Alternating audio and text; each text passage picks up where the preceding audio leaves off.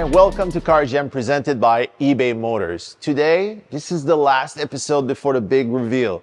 We are going to change the dashboard inside the car, reinstall a complete interior, and to top it off, we are going to change the complete sound system just to get better quality and better functionality from the head unit. Before starting this episode, I just want to make a huge shout out to eBay. Because of eBay, we were able to make this project possible. It's been so far 8 episodes that you followed us into this build. And as you may remember, this car at the beginning was in pretty bad shape, and now it's almost like a show car. So without further ado, let's jump into it and let's do the interior restoration of this car.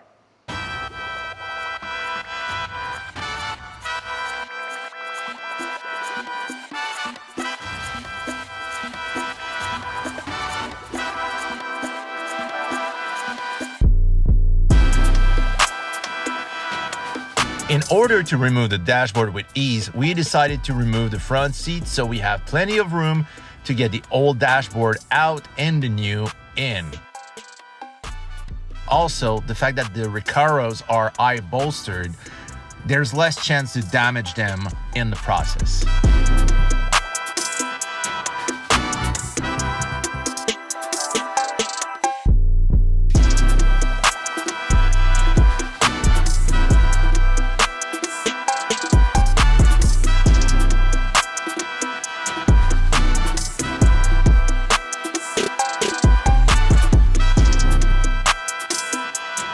After removing the original head unit, the gauge cluster, and the center console, it was now time to get the dashboard out.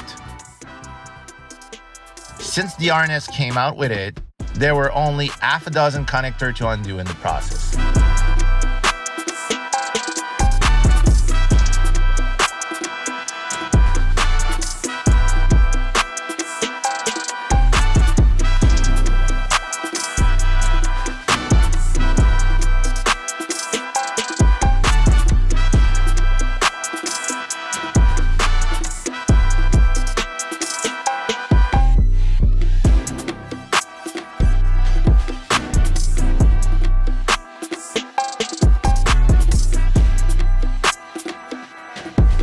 Before installing the new dash, we had to transfer the original harness. Believe it or not, since the dashboard we found on eBay was from a 96 ITR, the wiring harness was slightly different.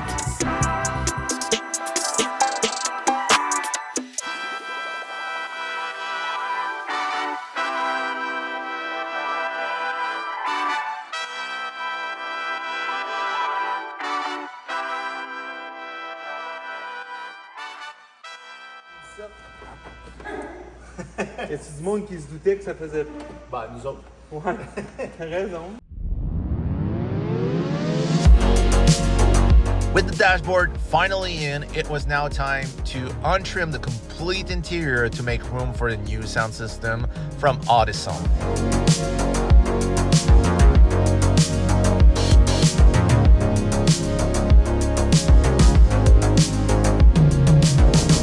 The old speakers were all rusty and pretty terrible.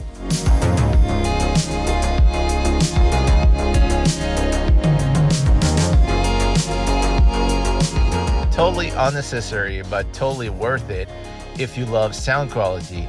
We replaced the speaker wiring. To do a clean job, we had to remove the doors to make room for the new wiring inside the factory connectors that goes between both door hinges.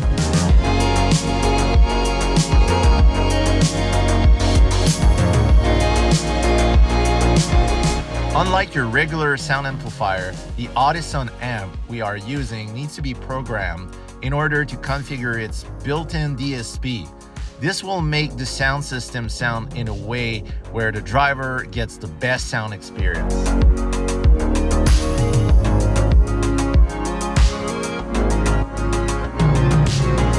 Last but not least, we had to make holes in the door card to accommodate the tweeters, but since they look pretty OEM-ish, it won't hurt the eye while looking at the interior.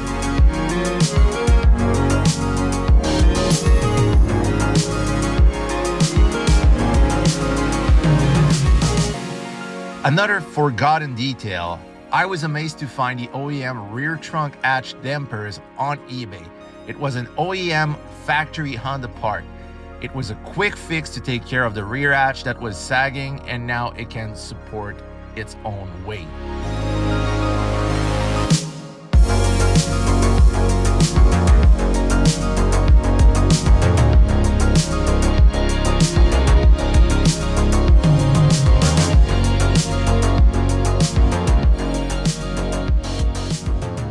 So the interior of the car looks so much better after all this work. We changed the sound system. We reinstalled a complete interior in the back, because you may remember this car when we got it, it was like completely gutted. It was like a street race car-ish. The dashboard was all messed up. It was not great looking. So that's why we changed all that stuff. And it was pretty hard, I'm not gonna lie, it was pretty hard to find this dashboard, which is a base model non-airbag. If you're a Honda guy, you know how rare these dashboards are, and thanks to eBay Motors, we were able to get one. And one of our goals as well, purists won't like that, but on this channel, it won't be part of the Car Gem series, but it's going to be in the upcoming videos on the channel. So by the way, if it's not already done, please subscribe to the channel. And if you like this project, by the way, leave a thumbs up. That way we know what you like, and we are going to do more videos like these. But what we are going to do, our goal is to remove the headliner of the car and all the pillar, the plastic, all the light gray things. And we are going to do a complete Alcantara wrapping on them. Like I said, purists won't like that, but I feel like it's going to give the car a much more premium feel to it, a bit like what Built by Legends are doing with their Minds R33 continuation builds. And also the sound system, purists usually goes with like original Gathers radios and sound system. We did the Audison sound system in this car. We want sound quality. You cannot see the sound system. It won't shatter the windows of the car like these old sound system from the early 2000s, but it's just good sound quality.